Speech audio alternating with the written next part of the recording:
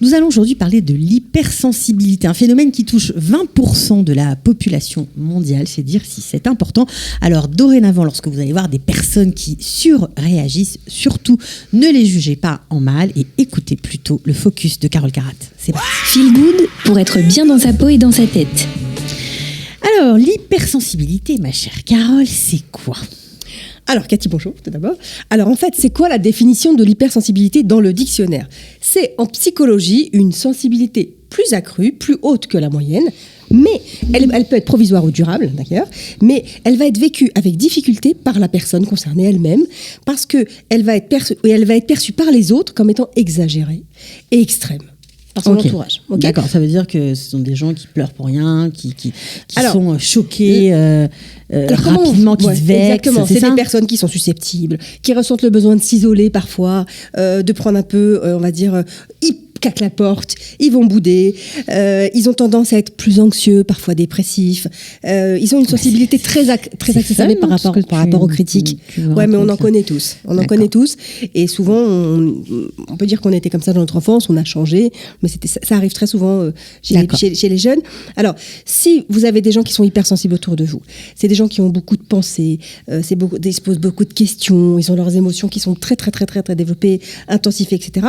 Sachez que, en fait, c'est tout son système sensoriel qui est développé. C'est-à-dire qu'en fait, et émotionnel, qui est hypersensible. C'est-à-dire que tous ses sens, ils sont à l'éveil.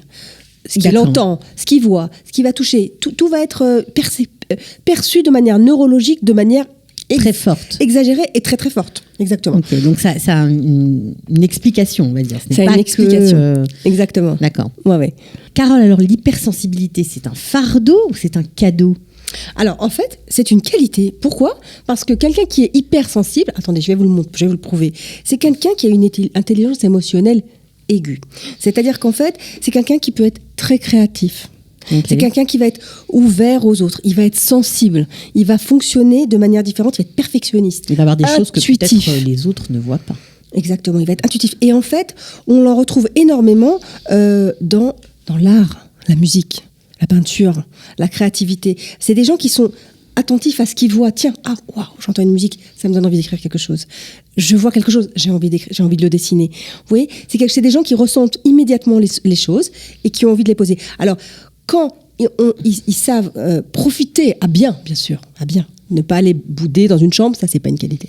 Mais quand ils savent bien interpréter cette sensation-là, qui sont sensibles de cette qualité qu'ils peuvent mettre en fait à profit pour certaines choses, il faut qu'ils l'utilisent à bon escient sur l'art ou la créativité de quelque chose. D'accord. Exactement. Ok. Alors, est-ce que ça, on a vu les manifestations psychologiques. Est-ce que sur la peau, puisque c'est quand même ton domaine, est-ce que ça a des conséquences, des implications ? Oui. En fait, c'est pas pour rien qu'on dit l'expression à fleur de peau. En fait, comme vous l'avez dit, Cathy, 60% de la population a la peau sensible. Mais il faut savoir que seulement 3% des gens naissent avec la peau sensible. Alors, 3% à la naissance seulement ? Oui, et 60% à l'âge adulte. Alors qu'est-ce qui s'est passé entre-temps ? Entre-temps, on a été agressé par le stress, par les polluants, par les conservateurs, les savons qu'on met sur le visage, parfois par l'alimentation. Du coup, ça développe une peau hypersensible. Et c'est pas pareil que l'allergie. La peau hypersensible, c'est quoi ? C'est une peau qui va avoir une forte irritabilité.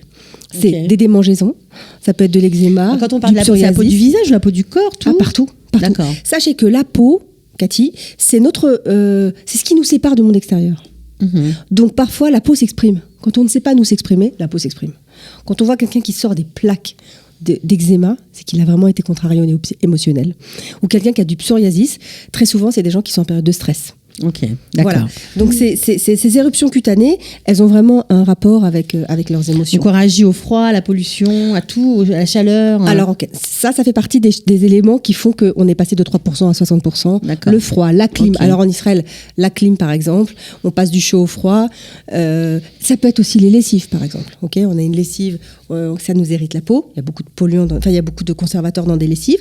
Mais ça peut être aussi le vent, mais surtout le stress, Cathy. Encore une fois, le stress, c'est le coupable pour tout. Le stress, il déclenche chez nous des réactions cutanées et une hypersensibilité de la peau. D'accord. Alors, est-ce qu'on peut lutter contre cette hypersensibilité? Et puis après, vous allez conclure en me donnant quelques trucs pour ceux qui ont la peau sensible, qui vivent en Israël, qui sont parfois agressés par le soleil, par le froid, par les changements de température. Donc après, vous êtes obligé de nous donner une petite liste de produits. Mais pour l'instant, comment on fait pour lutter? Voilà. Alors déjà, au niveau du caractère. Ouais. C'est-à-dire que quand on est hypersensible, il faut accepter son caractère. Il faut accepter ses propres émotions. Il faut pratiquer une activité ou sportive ou artistique qui va nous permettre d'évacuer notre tension. Okay, il faut méditer, comme je vous disais souvent. La méditation, ça nous permet de nous apaiser. D'accord. Il faut se recentrer sur soi-même et il faut essayer de comprendre que cette hypersensibilité peut être une force. Et dans ce cas-là, on a un sentiment de confiance en nous qui va sortir, au lieu plutôt de complexe. Ça, c'est la première chose. Et si on fait ça, on va éviter d'attraper, on va dire, entre guillemets, une maladie de peau. Voilà, alors, concernant la maladie de peau, effectivement, une fois qu'on s'est exprimé, on va avoir moins tendance à sortir des maladies de peau. Maintenant, il y a des choses qui peuvent nous protéger contre les maladies de peau, notamment faire attention aux produits qu'on utilise pour se laver les mains, pour faire la vaisselle, pour se laver le visage. Il y a énormément de produits aujourd'hui sur le marché qui conviennent aux peaux sensibles. D'accord. Il y a les produits Aven, il y a les produits La Roche-Posay. En Israël, il y a les produits Sebocalm, Dr Or. Donc ça, c'est les produits de la mer morte que j'aime beaucoup parce que en fait, il y a dans la mer morte des minéraux et de la boue. Et dans ces minéraux, il y a vraiment des éléments pour calmer les éruptions cutanées. Donc vraiment pour équilibrer le film hydrolipidique de la peau. Et pour parler de la mer morte, justement, sachez qu'à la mer morte, bon, je pense que tout le monde le sait ici, mais on va quand même le rappeler parce que c'est quand même notre fierté. C'est l'endroit du monde, en fait, où on recommande le traitement des psoriasis. On peut se faire traiter pour, en fait, limiter, voire stopper l'éruption cutanée et la présence de psoriasis sur le corps. Donc, c'est quand même les produits Ava aussi, j'imagine. Les produits Ava aussi, tous les produits à base de... Kedem, ça c'est produits Camédis aussi, produits de la mer, c'est pas de la mer morte, là c'est basé à base de plantes chinoises, parce que attention, les Chinois aussi, ils ont bien compris ça. C'est encore dans du naturel, c'est des produits que vous pouvez trouver en pharmacie. En Israël. Oui, dans Super Farm, New Farm. Et il y a des produits contre le psoriasis, contre la séborréa, contre les maladies de peau, de l'acné, par exemple, parce que l'acné aussi, c'est très nerveux. D'accord. Et voilà. Bon, ok. En tout cas, merci beaucoup, Carole. Voilà. Merci à vous. Vous regarderez peut-être maintenant d'un autre œil les gens un peu plus sensibles que la normale, on va dire ça comme ça. Merci. À la semaine prochaine. Ciao. Merci. Feel Good pour être bien dans sa peau et dans sa tête.